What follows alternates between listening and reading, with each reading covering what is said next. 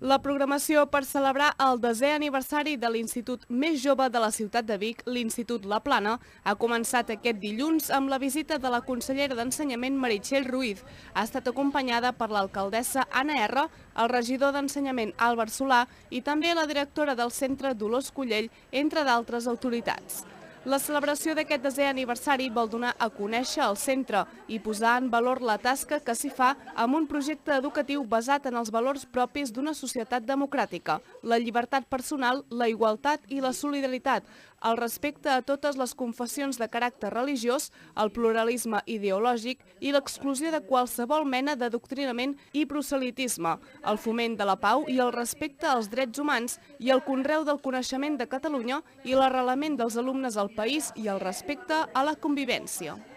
Pensem que, encara que la nostra celebració sigui, com he dit durant l'acte,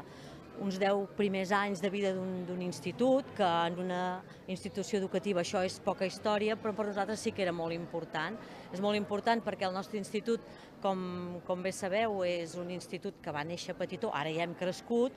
però que estem en una comunitat educativa i escolar de Vic molt gran i molt potent i ens agrada també poder explicar qui som, què fem i sobretot en els moments de celebració fer aquestes mirades endavant, seguir-nos projectant amb il·lusió, seguir pensant en nous projectes educatius i això és el que també volia ser aquest acte, ensenyar, explicar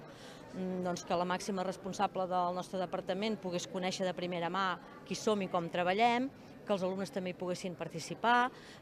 i que l'administració municipal, evidentment que sempre està al nostre costat, també pogués avui ser aquí celebrant. Estem preparant una obra de teatre, que avui s'ha vist una escena així en primícia, que era una escena, un debat televisiu, que això serà una sorpresa. Hi participen alumnes, exalumnes, pares, mares i profes en aquesta obra de teatre. L'alcaldessa Anna R ha remarcat tant el fons educatiu de l'institut, que és la força del projecte, com el fet de ser una peça clau per al desenvolupament del barri. Però ha crescut per ser el tercer institut, el que faltava a la ciutat de Vic, vol dir que es tancava tot l'equipament de centres educatius de la ciutat, però amb la mateixa intenció que té tots els que són els centres educatius de la ciutat, una aposta per l'educació, una aposta per formar nens i nenes i joves, i aquesta aposta de sempre de treballar amb el que és amb la comunitat educativa, amb els alumnes, sempre intentant de fer un bon treball pedagògic, però mai descuidant el que és la integració i el treball amb les famílies, i em sembla que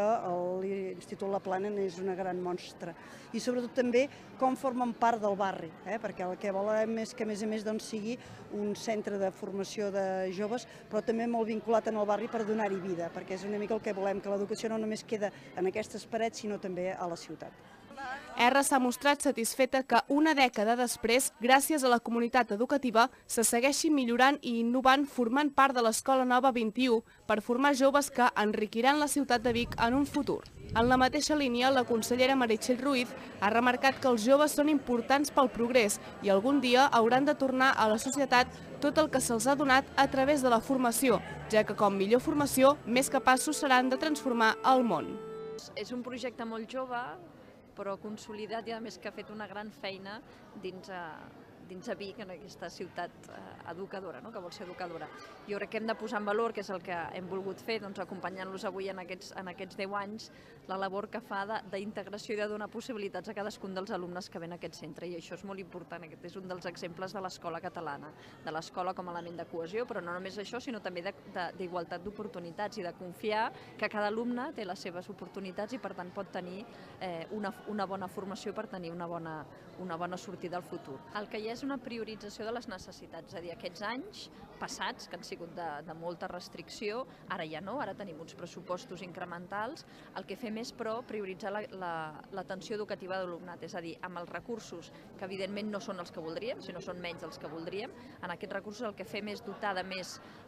docents als centres per prioritzar l'atenció a l'alumnat. Avui estem amb un exemple aquí, l'Institut Les Planes, pel que ha tingut és un docent i mig més. I Dolors Collell, directora de l'Institut, ha destacat que es treballa pel progrés i l'èxit escolar de tots els alumnes, amb especial cura en mantenir la cohesió social i l'excel·lència educativa a l'abast de tothom.